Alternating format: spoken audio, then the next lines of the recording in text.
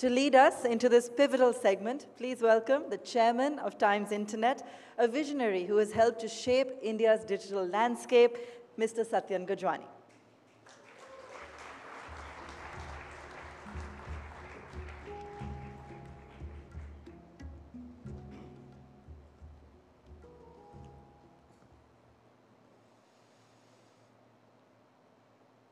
Honorable Prime Minister Narendra Modi ji, distinguished guests, ladies and gentlemen, what a time to be gathering here in Delhi for the second edition of the Economic Times World Leaders Forum.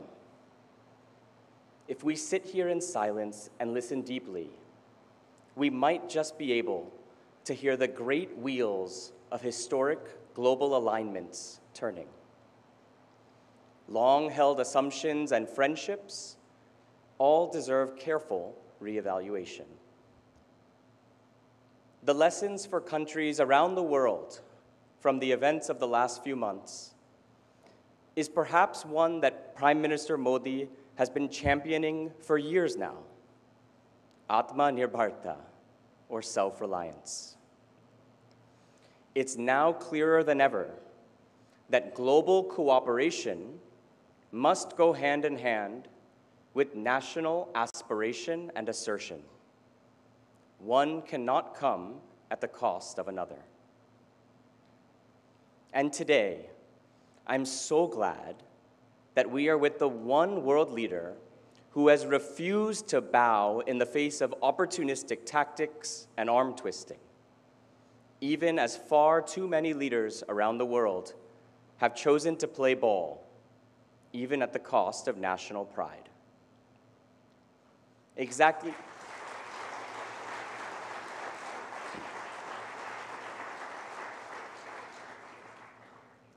1 year ago today, we had convened in this hall to celebrate the rapid strides that India is making on every aspect of our development journey.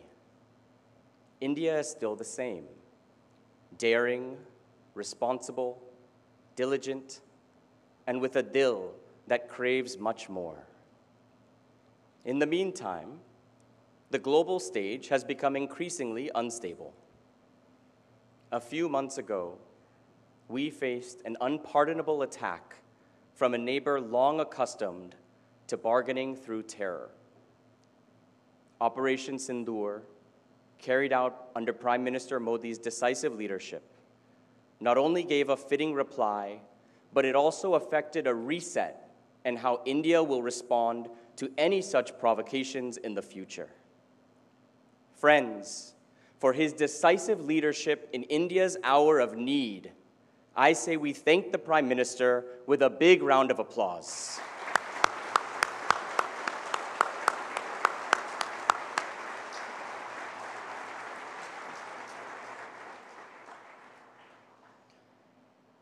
We are also witnessing highly disruptive policy moves from those once deemed the global guarantors of stability.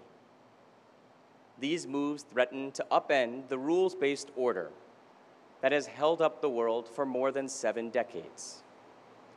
The take-home is that the global supply chain, which ensured shared prosperity to the developed and the developing worlds, cannot be taken as a given anymore.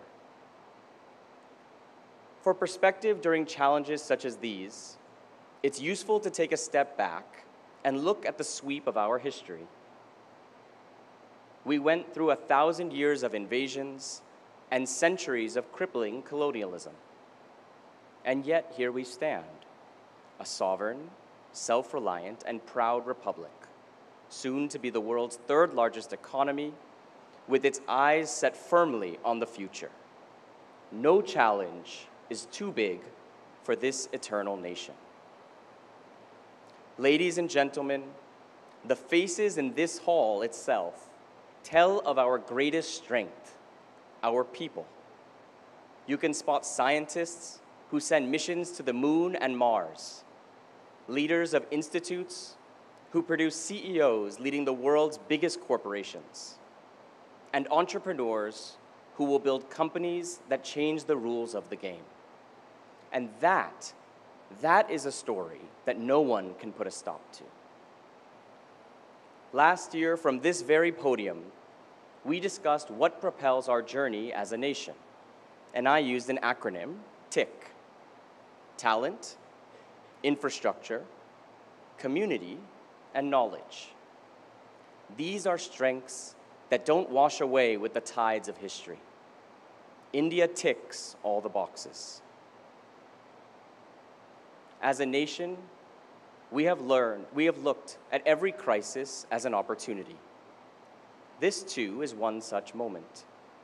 This is a time to discover our hidden strengths and usher in reforms that will unleash the wild spirits within us. And as the Economic Times has been reporting, the government is working on rolling out the next generation of reforms, starting with the rationalization of GST slabs. We are home to the world's largest middle class. Our domestic market that can dwarf entire continents allows our entrepreneurs to dream big. This is our moment to believe in our history, in our people, in our capacity to adapt, to innovate, and to thrive. I am sure that the captain of this Indian ship, Prime Minister Modi, will share details of the course that he has charted to navigate these troubled waters. And like all of you, I am looking forward to his words. Prime Minister Modi, sir, we welcome you and we thank you so much for being with us here today. I now would like to request Prime Minister Modi ji to please come on stage and address the gathering. Jai Hind.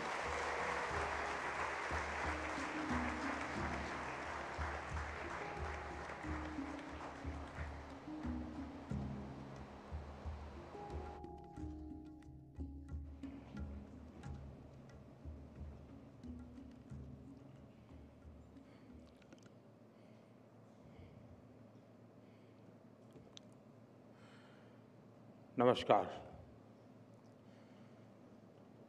मैं world leader forum में आए सभी मेहमानों का अभिनंदन करता हूं। इस फोरम की टाइमिंग बहुत परफेक्ट है।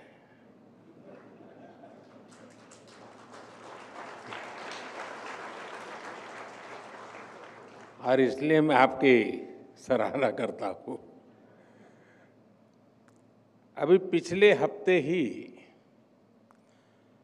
लाल किले से मैंने नेक्स्ट जनरेशन रिफॉर्म्स की बात कही है और अब ये फोरम इस स्पिरिट के फोर्स मल्टीप्लायर के रूप में काम कर रहा है। साथियों, यहाँ वैश्विक परिस्थितियों पर, जियो इकोनॉमिक्स पर बहुत विस्तार से चर्चाएं हुई हैं और जब हम ग्लोबल कॉन्टेक्स्ट में देखते हैं तो आपको भारत की इकोनॉमी की मजबूती का एहसास होता है। आज भारत दुनिया की फास्टेस्ट ग्रोइंग मेजर इकोनॉमी है। हम बहुत जल्द दुनिया की तीसरी सबसे बड़ी इकोनॉमी बनने वाले हैं।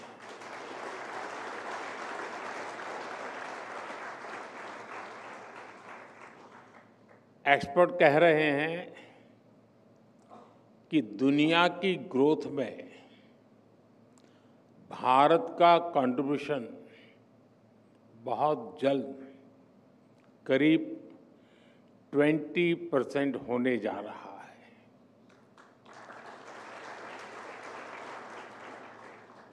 ये ग्रोथ, ये रेजिलियंस जो हम भारत की इकोनॉमी में देख रहे हैं, इसके पीछे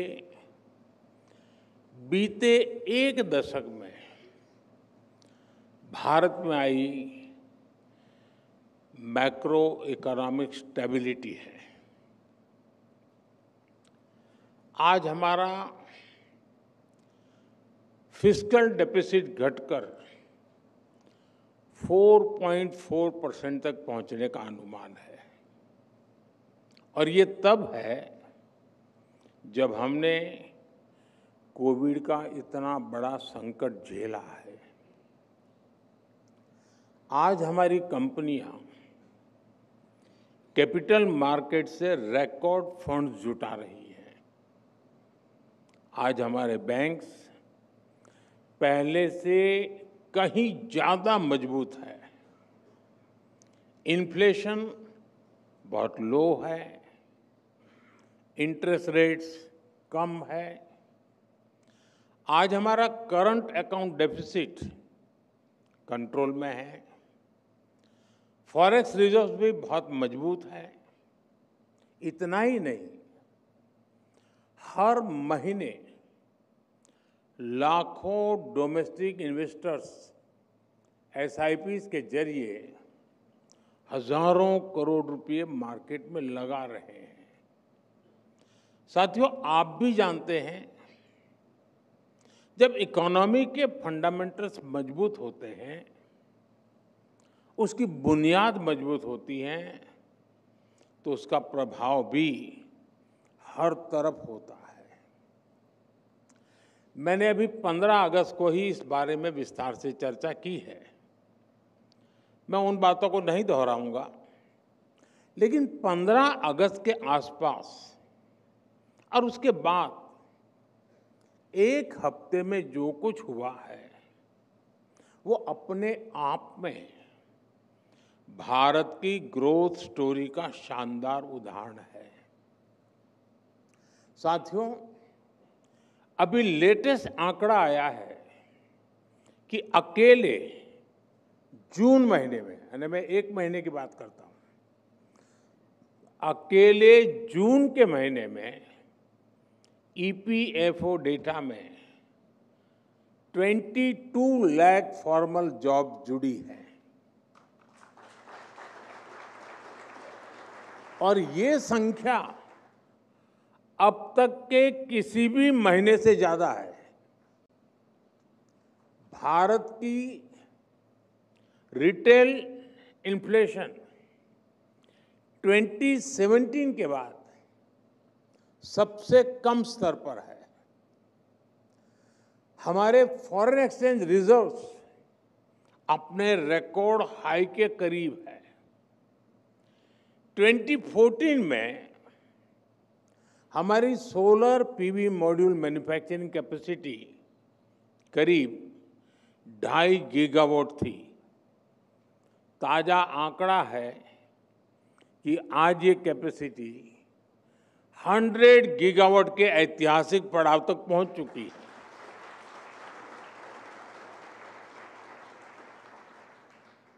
दिल्ली का हमारा एयरपोर्ट भी ग्लोबल एयरपोर्ट्स के एलिट 100 मिलियन प्लस क्लब में पहुंच गया है। आज इस एयरपोर्ट की annual passenger handling capacity 100 million plus की है। दुनिया के सिर्फ 6 एयरपोर्ट्स इस एक्सक्लूसिव ग्रुप का हिस्सा है। साथियों, बीते दिनों एक और खबर चर्चा में रही है। S&P ग्लोबल रेटिंग ने भारत की क्रेडिट रेटिंग अपग्रेड की है और ऐसा करीब 2 दशकों के बाद हुआ है। यानी भारत अपनी रेजिलियंस और स्ट्रेंथ से बाकी दुनिया की उम्मीद बना हुआ है। साथियों, आम बोलचाल में एक लाइन हम बार बार सुनते आए हैं, कभी हम भी बोलते हैं, कभी हम भी सुनते हैं, और कहा जाता है मिसिंग द बस। यानी कोई अवसर आए और वो निकल जाए। हमारे देश में पहले की सरकारों ने टेक्नोलॉजी और इंडस्ट्री के अवसरों की कई ऐसी बसेस छोड़ी हैं। मैं आज किसी की आलोचना के इरादे से यहाँ नहीं आया हूं, लेकिन लोकतंत्र में कई बार तुलनात्मक बात करने से स्थिति और स्पष्ट होती है। साथियों, पहले की सरकारों ने देश को वोट बैंक की राजनीति में उलझा कर रखा। उनकी सोच चुनाव से आगे सोचने की ही नहीं थी। वो सोचते थे जो कटिंग एज टेक्नोलॉजी है वो बनाने का काम विकसित देशों का है। हमें कभी जरूरत होगी तो वहां से इंपोर्ट करेंगे। यही वजह थी कि सालों तक हमारे देश को दुनिया के बहुत से देशों से पीछे रहना पड़ा। हम बस मिस करते रहे। मैं कुछ उदाहरण बताता हूं। जैसे हमारा कम्युनिकेशन सेक्टर है। जब दुनिया में इंटरनेट का दौर शुरू हुआ तो उस वक्त की सरकार असमझ में से थी। फिर 2G का दौर आया तो क्या क्या हुआ ये हम सब ने देखा है। हमने वो बस मिस कर दी। हम 2G, 3G और 4G के लिए भी विदेशों पर निर्भर रहे। आखिर कब तक ऐसा चलता रहा? इसलिए 2014 के बाद भारत ने अपनी अप्रोच बदली। भारत ने तय कर लिया कि हम कोई भी बस छोड़ेंगे नहीं, बल्कि ड्राइविंग सीट पर बैठकर आगे बढ़ेंगे।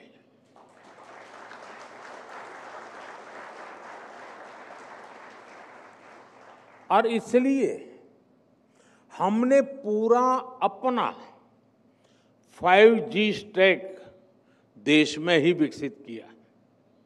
हमने मेड इन इंडिया 5G बनाया भी और सबसे तेजी से देश भर में पहुंचाया भी। अब हम मेड इन इंडिया 6G पर तेजी से काम कर रहे हैं। और साथियों, हम सब जानते हैं भारत में सेमीकंडक्टर बनने की शुरुआत भी 50-60 साल पहले हो सकती थी, लेकिन भारत ने वो बस भी मिस कर दी। और आने वाले कई वर्षों तक ऐसा ही होता रहा। आज हमने ये स्थिति बदली है। भारत में सेमीकंडक्टर से जुड़ी फैक्ट्रियां लगनी शुरू हो चुकी है। इस साल के अंत तक पहली मेड इन इंडिया चिप बाजार में आ जाएगी।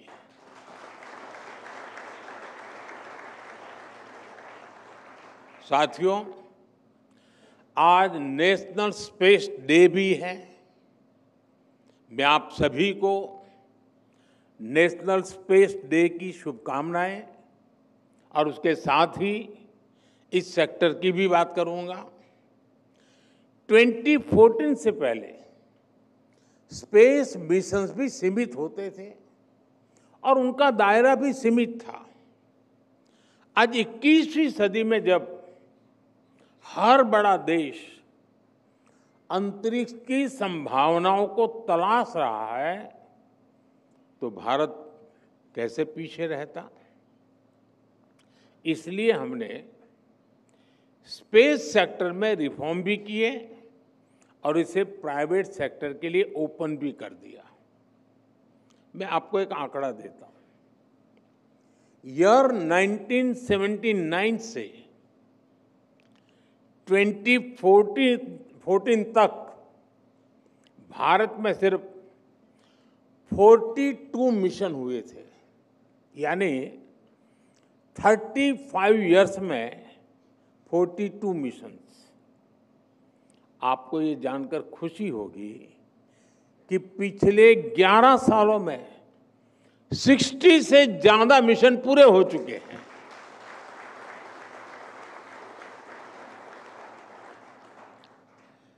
आने वाले समय में कई सारे मिशन लाइन अप है। इसी साल हमने स्पेस डॉकिंग का सामर्थ्य भी हासिल किया है। ये हमारे फ्यूचर के मिशंस के लिए बहुत बड़ी अचीवमेंट है। अब भारत गगनयान मिशन से अपने एस्ट्रोनॉट्स को स्पेस में भेजने की तैयारी में है और इसमें हमें ग्रुप कैप्टन शुभांशु शुक्ला के अनुभव से भी बहुत मदद मिलने वाली है। साथियों, स्पेस सेक्टर को नई एनर्जी देने के लिए उसे हर बंधन से आजाद करना जरूरी था। इसलिए हमने पहली बार प्राइवेट पार्टिसिपेशन के लिए क्लियर रूल्स बनाए। पहली बार स्पेक्ट्रम एलोकेशन ट्रांसपेरेंट हुआ। पहली बार फॉरेन इन्वेस्टमेंट लिबरलाइज हुआ और इस साल के बजट में हमने स्पेस स्टार्टअप्स के लिए 1000 करोड़ रुपए का वेंचर कैपिटल फंड भी दिया है। साथियों, आज भारत का स्पेस सेक्टर इन रिफॉर्म्स की सफलता देख रहा है। साल 2014 में भारत में सिर्फ एक स्पेस स्टार्टअप था, आज 300 से ज्यादा है।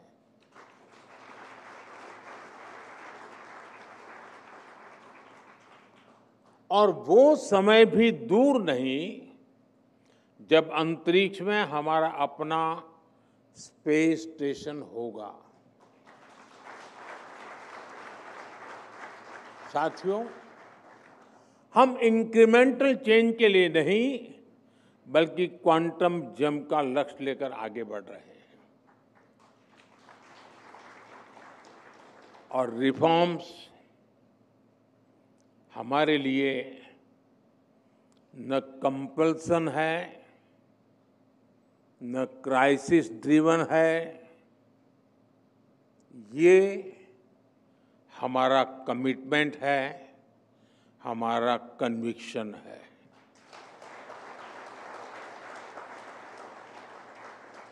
हम होलिस्टिक अप्रोच के साथ किसी एक सेक्टर की गहरी समीक्षा करते हैं और फिर वन बाय वन उस सेक्टर में रिफॉर्म किए जाते हैं।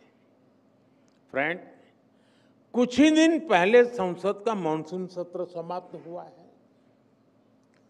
इसी मॉनसून सत्र में आपको रिफॉर्म्स की निरंतरता दिखेगी। विपक्ष द्वारा अनेक व्यवधान पैदा करने के बावजूद हम पूरे कमिटमेंट के साथ रिफॉर्म्स में जुटे रहे। इसी मॉनसून सत्र में जन विश्वास 2.0 है। ये ट्रस्ट बेस्ड गवर्नेंस और प्रो पीपल गवर्नेंस से जुड़ा बहुत बड़ा रिफॉर्म हुआ है। जन विश्वास के पहले एडिशन में हमने करीब 200 माइनर ऑफेंसेस को डीक्रिमिनलाइज किया था। अब इस कानून के दूसरे एडिशन में हमने 300 से ज्यादा माइनर ऑफेंसेस को डीक्रिमिनलाइज कर दिया है। इसी सेशन में इनकम टैक्स कानून में भी रिफॉर्म किया गया है। 60 साल से चले आ रहे इस कानून को अब और सरल बनाया गया है।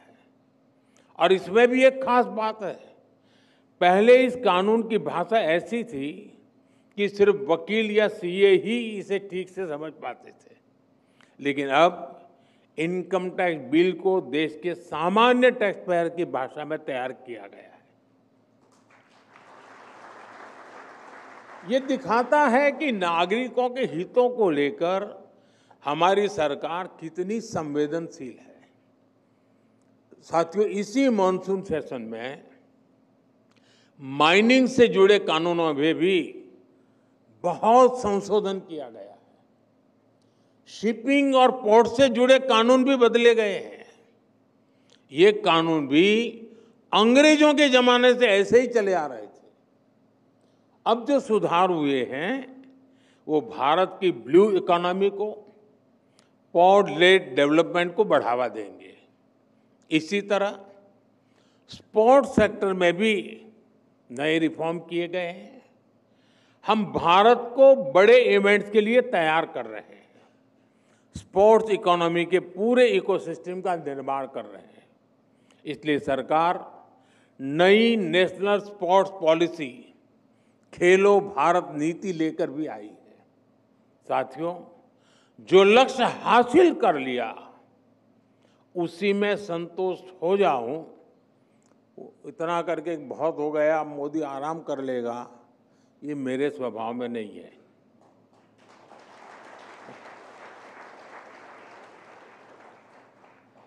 रिफॉर्म्स को लेकर भी हमारी यही सोच है। हम आगे के लिए तैयारी करते रहते हैं। हमें और आगे बढ़ना है। अब रिफॉर्म्स का एक और पूरा आर्सेनल लेकर आने वाला हूं। इसके लिए हम कई मोर्चों पर काम कर रहे हैं। हम बेवजह के कानूनों को खत्म कर रहे हैं, नियमों और प्रक्रियाओं को सरल बना रहे हैं, प्रोसीजर्स और अप्रूवल्स को डिजिटल कर रहे हैं, अनेक प्रावधानों को डीक्रिमिनलाइज कर रहे हैं। इसी कड़ी में जीएसटी में भी बहुत बड़ा रिफॉर्म किया जा रहा है।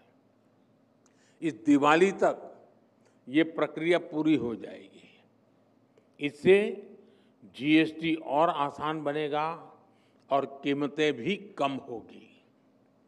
साथियों, नेक्स्ट जनरेशन रिफॉर्म्स के लिए इसके इस आर्सेनल से भारत में मैन्युफैक्चरिंग बढ़ेगी, मार्केट में डिमांड बढ़ेगी, इंडस्ट्री को नई एनर्जी मिलेगी, एम्प्लॉयमेंट के नए अवसर बनेंगे और ease of living, ease of doing business दोनों इंप्रूव होंगे।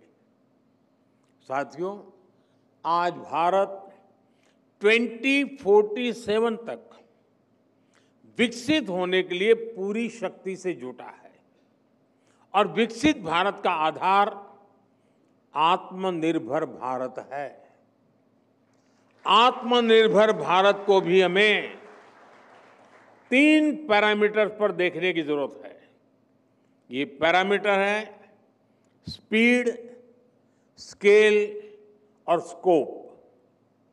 अपने ग्लोबल पैंडेमिक के दौरान भारत की स्पीड भी देखी है, स्केल भी देखा है और स्कोप भी महसूस किया है।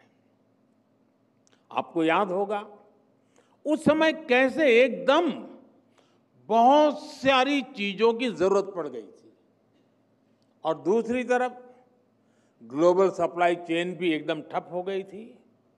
तब हमने देश में ही जरूरी चीजें बनाने के लिए कदम उठाए।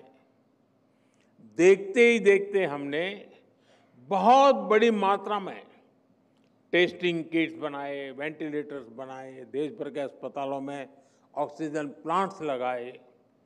इन सारे कामों में भारत की स्पीड दिखाई दी।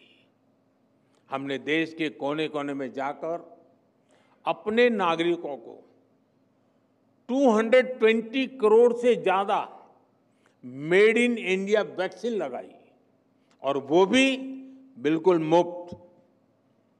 इसमें भारत का स्केल दिखाई देता है। हमने करोड़ों लोगों को तेजी से वैक्सीन लगाने के लिए कोविन जैसा प्लेटफॉर्म बनाया। इसमें भारत का स्कोप नजर आता है। ये दुनिया का सबसे अनूठा सिस्टम था जिसके चलते रिकॉर्ड समय में हमने वैक्सीनेशन भी पूरा कर लिया। साथियों, ऐसे ही एनर्जी के क्षेत्र में भारत के स्पीड, स्केल और स्कोप दुनिया देख रही है। हमने तय किया था कि 2030 तक हम अपनी टोटल पावर कैपेसिटी का 50% नॉन फॉसिल फ्यूल से जनरेट करेंगे। ये 2030 तक का लक्ष्य था। ये टारगेट हमने 5 साल पहले इसी साल 2025 में ही अचीव कर लिया।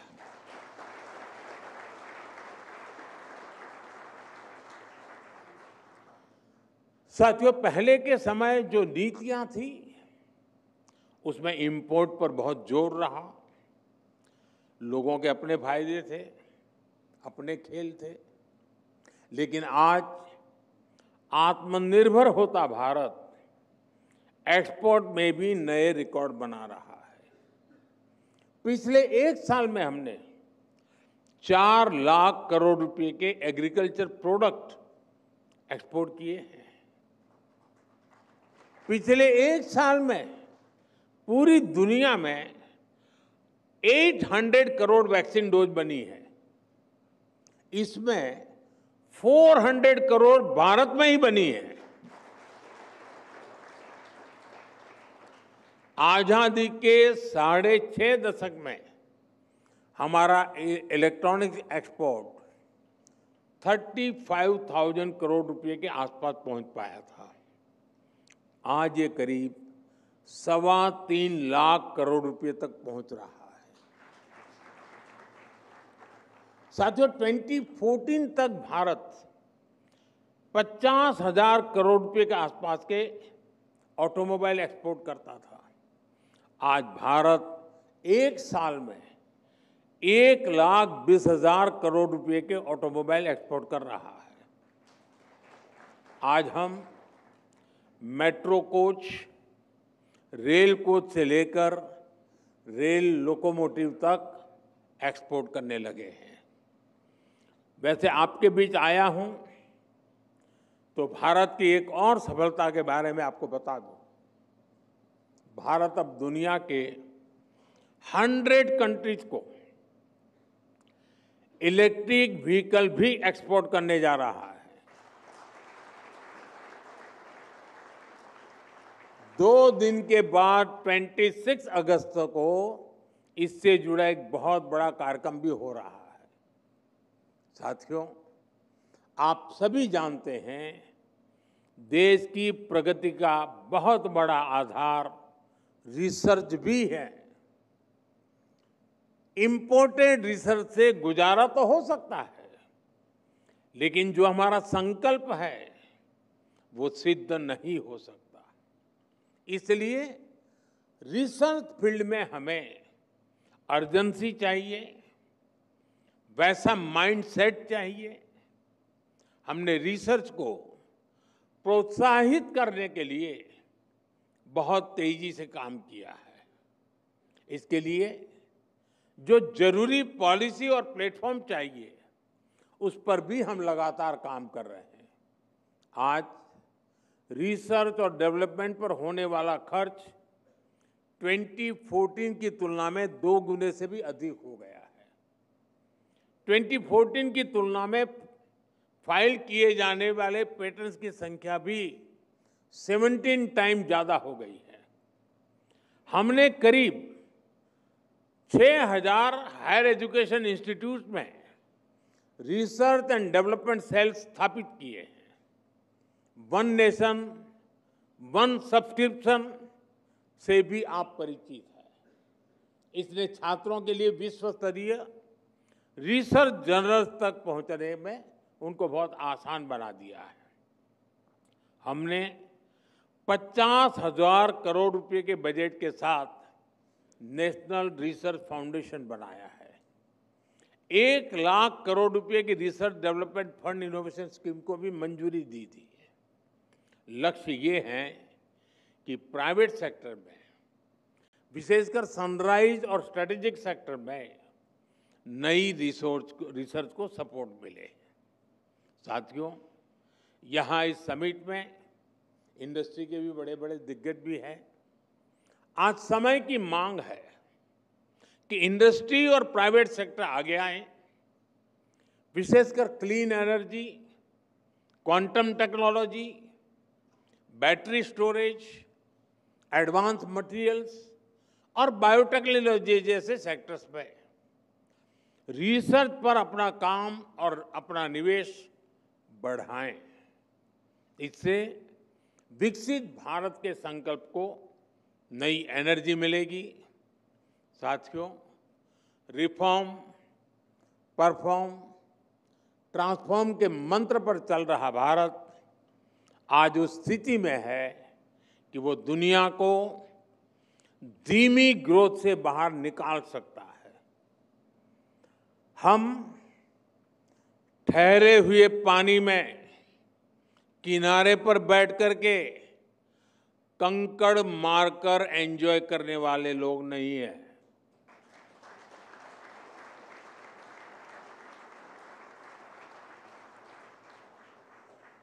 हम बहती तेज धारा को मोड़ने वाले लोग हैं। और जैसा मैंने लाल किले से कहा था, भारत समय को भी मोड़ देने का सामर्थ्य लेकर चल रहा है। साथियों, एक बार आप सबसे मिलने का मुझे अवसर मिला, इसके लिए मैं इकोनॉमिक टाइम्स का आभार व्यक्त करता हूं। आप सबका भी हृदय से बहुत बहुत आभार व्यक्त करता हूं, बहुत बहुत शुभकामनाएं देता हूं। धन्यवाद।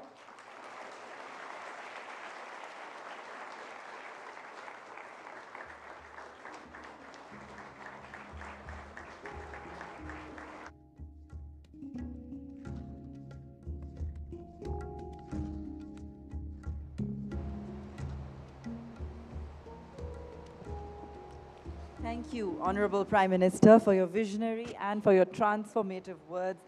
Your leadership has carried India through extraordinary challenges and set the stage